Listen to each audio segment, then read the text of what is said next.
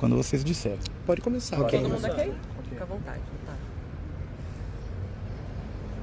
Quarta-feira, dia 19 de novembro, nas vésperas do Dia da Consciência Negra, foi um dia muito especial para mim, porque eu fui fazer o primeiro exame de ecografia do meu filho, que vai nascer, junto à mãe dele.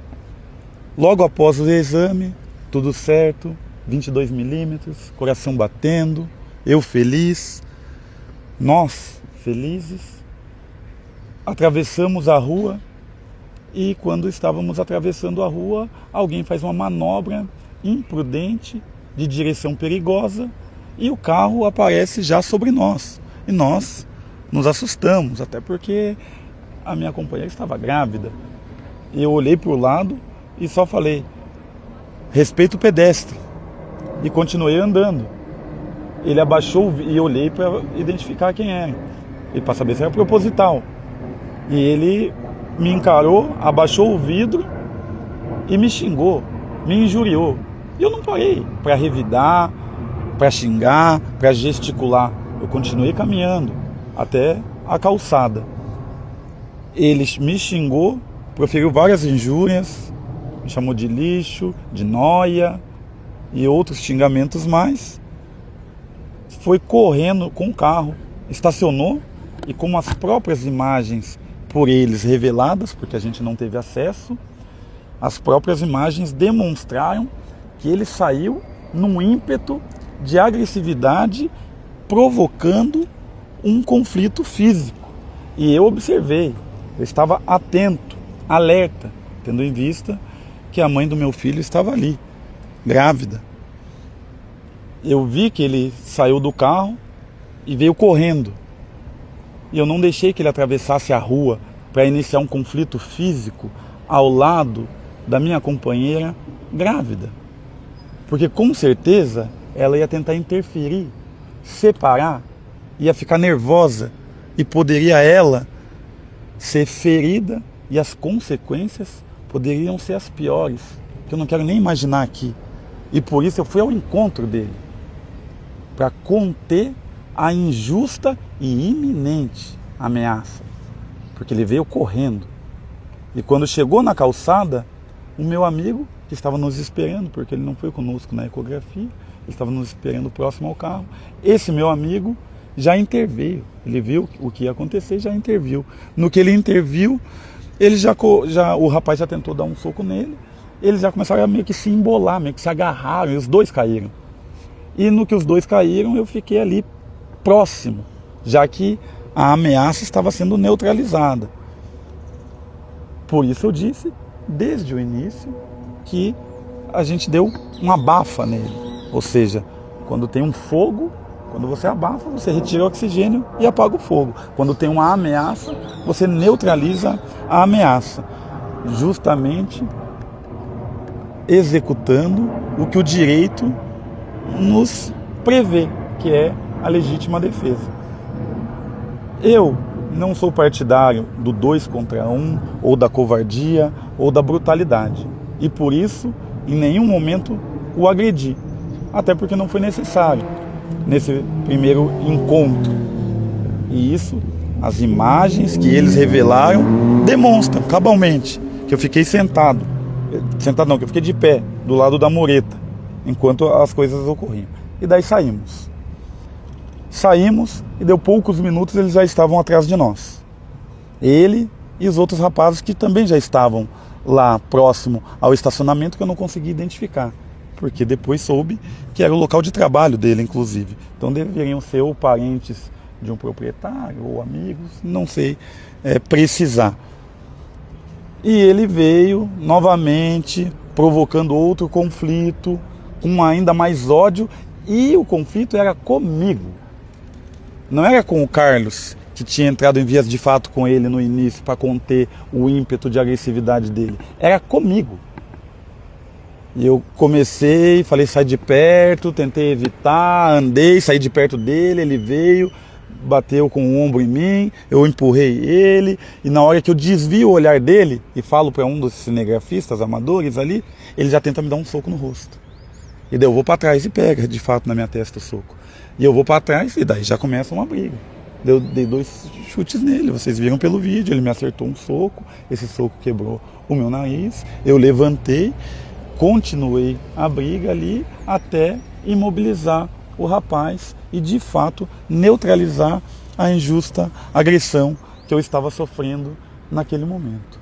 E depois fui para o carro e fui fazer os exames que tinha que fazer por conta do sangramento e todos os procedimentos legais necessários. O princípio é isso. Deputado, as imagens mostram que vocês entram no carro e saem, né? E ele segue a pé em direção a vocês. Onde vocês pararam? Por que vocês pararam? Já que ele estava a pé, não era melhor ter seguido em frente? Era o ideal, mas eles entraram na frente do carro, né? E ele bateu na lateral do carro, né? Então nós não tivemos como atropelá-lo ou qualquer coisa do gênero, né? Então a gente teve que sair e repelir a injusta ameaça novamente também para preservar a mãe do meu filho que estava dentro do carro e que não poderia se ver numa situação em que o carro tivesse circundado e começassem a agredir, quebrar um vidro eventualmente ou qualquer coisa do gênero, né?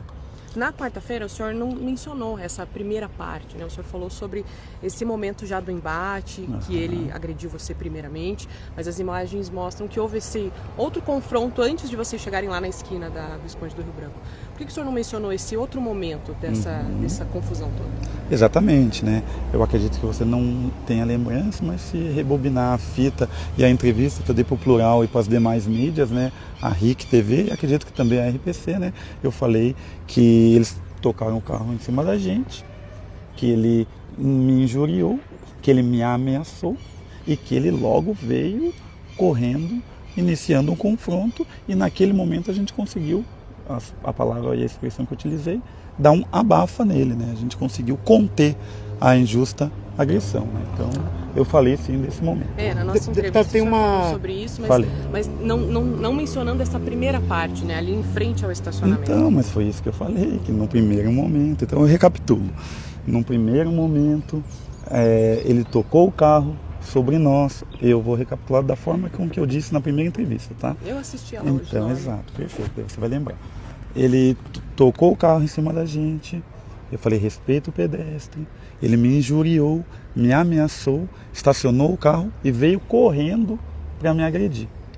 E que palavra ele usou? Ele usou noia e lixo e vai tomar e outros palavrões mais chulos, mais cotidianos, triviais, infelizmente. E quando eu disse que ele veio para cima da gente, a expressão que eu utilizei foi que naquele momento a gente conseguiu dar um abafa nele, no sentido de neutralizar. Uma metáfora. Quando está pegando fogo e você abafa, o que você está fazendo? Você está apagando o incêndio. Então o abafa, nesse caso, metaforicamente, foi a injusta agressão veio e nós conseguimos, naquele momento, contê-la. E na verdade não precisou nem nós, foi o Carlos, meu amigo. Deputado, o senhor fala que o senhor ficou parado, mas algumas imagens que a gente conseguiu, que a gente teve acesso ali, inclusive de dentro do estacionamento, imagem interna, mostra sim ele saindo do carro. O senhor fala que correndo, sai do carro rapidamente. Correndo. Não é rapidamente, senhor, ele está correndo. Mas o senhor também atravessa a rua. Sim. Na câmera de dentro dá para ver que o senhor não está parado. É que na câmera de dentro, na verdade, mostra o Carlos, né? Então daí vai precisar uma perícia, dá pra ver as né? duas pessoas. Ok, não. Eu estou então, encostado na parede e o Carlos está com ele agarrado, né? Então, é isso que aparece. O senhor não encostou nele? Olha, a única vez que eu encostei nele foi uma vez que ele estava de costa, eu dei 2 tapas na bunda dele e falei para ele respeitar os mais velhos. O senhor acha que numa briga, vamos colocar inclusive um início de briga que começa no trânsito... Não foi briga de trânsito, né? Eu nem estava no carro, né? Não, o senhor como pedestre, começa uma discussão, uma briga com ele faz pedestre. Um movimento do carro, é ali que começa. Exato. Foi proporcional a atitude sua? Foi de acordo com a legislação, de acordo com a legislação vigente, que tipifica a legítima defesa, foi absolutamente proporcional, porque nós usamos dos meios necessários e de forma razoável. Qual era o meio necessário? Apenas a força física. E se você perceber, a compleição física do Carlos é menor que a dele, né? Então, quem é o Carlos? O Carlos é o rapaz ele trabalha que com você? trabalha comigo também, mas embora naquele momento ele não estava trabalhando porque é meu amigo de mais de 10 anos e ele foi comigo tendo em vista a importância desse momento na minha vida. O senhor, um assessor que é amigo e a esposa. E a sua esposa? E a sua esposa? Ela é mãe do meu filho. Tá. Deputado, tem uma parte ali do vídeo também que o senhor chega a relatar assim, vocês estão em 3. Venha os 3. Exato. Isso tudo antes dos chutes e também depois ali... do primeiro conflito. Isso, depois do primeiro conflito. Exato. O que significa esse tem os 3? Pode vir os 3, 1, 2, 3. Isso significa que eles estavam na iminência de me agredir. Na verdade, depois que eu falo isso, ele já tinha me agredido. Então eu disse que se estamos na chuva, a gente vai se molhar. Se vocês querem me bater, podem vir. Seja o que Deus quiser, porque correr eu não vou. 5 representações que devem ser encaminhadas ao Conselho de Ética, que foi aprovado em setembro. Em um dos incisos que estão lá no novo código, diz que chegar às vias de fato durante o exercício do mandato significa quebra de decoro. Como que o senhor está em relação a isso? Olha, eu estou bem tranquilo, porque você disse muito bem. No exercício do mandato. Eu, quando estou fazendo uma ecografia, né, do meu filho, né, assistindo, e nesse momento eu não estava, obviamente, exercendo nenhum mandato. Os juristas estão com uma questão em relação a isso, porque pode ter uma diferença entre atividade do mandato, que aí seria o senhor, de fato, estar numa agenda, mas alguns entendem que exercício do mandato é desde que o senhor é eleito e que isso poderia configurar sim quebra de decoro porque o senhor tem 4 anos de mandato. O senhor não... Esses juristas têm que voltar para os bancos, né, da faculdade, porque é inadmissível a interpretação de que enquanto eu estou dormindo, eu estou exercendo a minha atividade parlamentar. Para não dizer em outros momentos, se eu estou no banheiro, se eu estou na praia tomando água de coco, se eu estou na mesa de cirurgia dentro do hospital, entre outros vários exemplos que eu poderia te dar. Então acho que esses juristas estão ultrapassando um pouquinho a linha da razoabilidade. E digo mais, a agressão injusta e iminente não era mera suposição da minha parte ou exagero da minha interpretação, porque soubemos, o rapaz já foi preso em flagrante por estar portando um simulacro de arma de fogo, com que ele ameaçava outras pessoas. E mais ainda, no dia 25 de junho deste ano, ele postou em suas redes sociais que havia brigado com várias pessoas numa mesma noite, numa balada.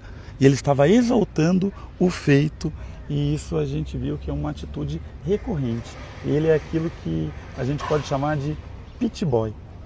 E, dando continuidade a essa resposta também, percebemos que ele segue 2 políticos apenas. Um deles é o Pablo Marçal, mas o outro é o Guilherme Kilter, aqui da capital, vereador.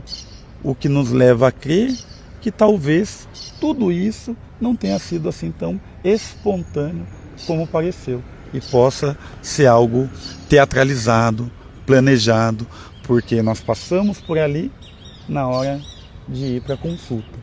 E daí na volta acontece isso de forma tão sincronizada. Então estamos investigando também essa hipótese. Deputado, na nota da sua defesa, cita uma expressão, não uma expressão, mas cita que esse homem teria proferido expressões racistas. Sim, houve racismo? é o que eu falei. Olha, quando uma pessoa branca olha para um casal negro, uma mulher negra e um homem negro atravessando a rua e chama de lixo, de nóia, o que ele está querendo dizer? Eu não sou lixo, eu sou um ser humano.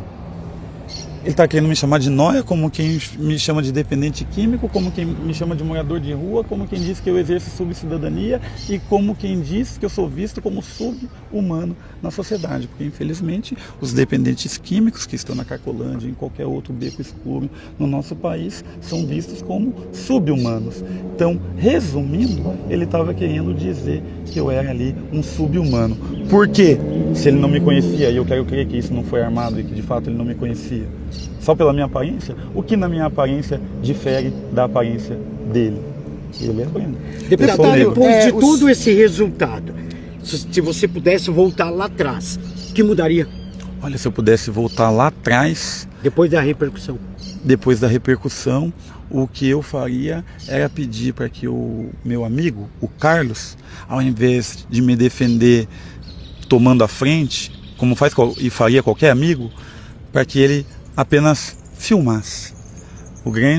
A grande arma que nós temos hoje em dia, no século XXI, é as câmeras. Porque nelas... Os dois que estavam com ele, que estavam filmando, chegaram a ameaçar o senhor ou não? Os outros dois ameaçaram no sentido de que eles me circundaram, né? Porque se você perceber na gravação deles mesmos, eu tento sair para um lado, tento sair para o outro e volto. Porque eles estavam me intimidando com um celular na mão, como eu disse, a arma do século XXI. O senhor abriu o boletim de ocorrência? Vai abrir o boletim de ocorrência? Todas as medidas legais estão sendo já tomadas pelos meus advogados. Não foi Todas aberto elas. ainda? É que ele abriu hoje às 14h, salvo engano, né?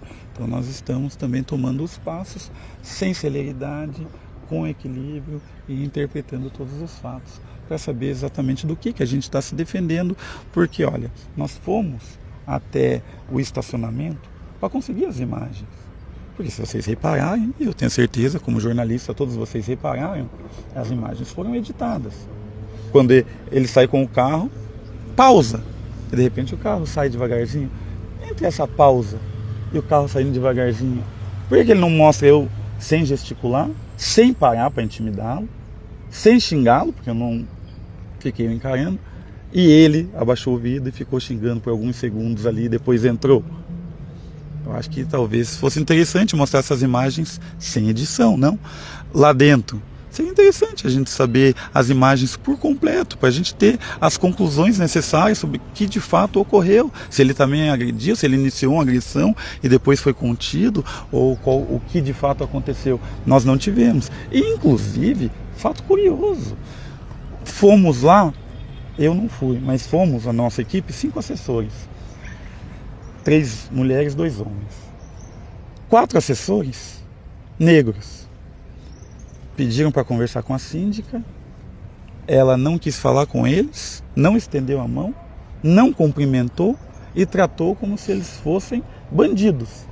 E o 5º assessor, que é japonês, o Ricardo, nosso assessor jurídico, ela cumprimentou, conversou, olhou no rosto e se dirigiu apenas a ele, como se os outros não existissem. Então houve ali realmente uma atitude racista, evidente, flagrante, e que já nos intimidou também e nos demonstrou que nós não teríamos de fato acesso a nenhuma das filmagens. E mais importante, as filmagens que foram feitas no celular, porque elas estão todas recortadas. Se a verdade está ao lado deles, por que editar? Por que recortar? Por que maltratar a verdade conforme o gosto do cliente? Acho que são todas ações aí que devem ser questionadas pela mídia e com certeza serão questionadas por nós nos autos do processo. O senhor se sente vítima de toda essa situação, deputado? Olha, eu não sou nem vítima e nem algoz, sou mais um sobrevivente. Agora, se alguém bater no meu rosto, no meio da rua, desculpa, eu não vou voltar para trás. Se alguém quebrar o meu nariz e eu cair, eu não vou ficar caído. Eu vou levantar, vou enfrentar. Eu vou repelir qualquer injusta ameaça contra a minha pessoa. Se eu quisesse me fazer de vítima, eu deitava, sangrando, chorando, com alguém me filmando, para que ficasse bonito nas redes sociais e eu conseguisse compadecer a população curitibana. Mas eu fiz o oposto. Eu enfrentei. Uns gostam, outros não gostam. Mas para sobreviver aqui na cidade de Curitiba, racista como é, olha, eu carrego marcas na mão. Por que a Guarda Municipal me deu esse tiro? Vocês sabem? Alguém sabe? Talvez deveriam saber. Porque eu estava panfletando durante a minha campanha de 2018. Não foi encontrado comigo nenhum flagrante. Eu não estava realizando nenhum ato infracional ou nenhum crime. As câmeras da praça sumiram e ficou por isso mesmo. Essa é uma demonstração de racismo, entre várias outras. Então, eu enfrento. Eu não tenho dom para vítima. Justiça e liberdade. A causa é legítima. E agora aqui dentro da Assembleia, né, já estão se articulando, o senhor também está se articulando. O que esperar Olha, esperar o de sempre, né? Aqueles que se fizeram meus inimigos porque roubaram os cofres públicos, praticaram rachadinha, são acusados de lavagem de dinheiro, organização criminosa, tráfico de influência, entre tantos outros crimes, notadamente o crime cometido pelo presidente Adhemar Traiano, que eu fui o único que denunciei aqui dentro dessa casa. É claro que esses aí querem o meu fim e, portanto, farão todo o possível para que eu seja cassado. Mas a lei, o direito e, sobretudo, a justiça está ao meu lado. Você viu a manifestação do presidente da Assembleia falando em celeridade nas investigações? Olha, eu percebi que ele fez um aceno para a população mais conservadora do Paraná, no sentido de que eu deveria ser julgado com o maior rigor e com a maior celeridade. Eu fico espantado, porque ele mesmo ficou em silêncio absoluto frente às acusações e às comprovações de corrupção nesta casa. Mas já era de se esperar. Deputado, o senhor disse que pode não ter sido voluntário. O senhor se arrepende de ter caído na pilha? Olha, é que eu não tinha o que fazer, né? Quando alguém chega, ameaça a mãe do seu filho grávida de 9 semanas, você com certeza vai tentar repelir a injusta ameaça, a injusta violência. E depois, no segundo episódio, quando alguém chega e te dá um soco no rosto, também não tem o que fazer, né? Você vai ter que se defender. Obrigada, deputado. Perfeito.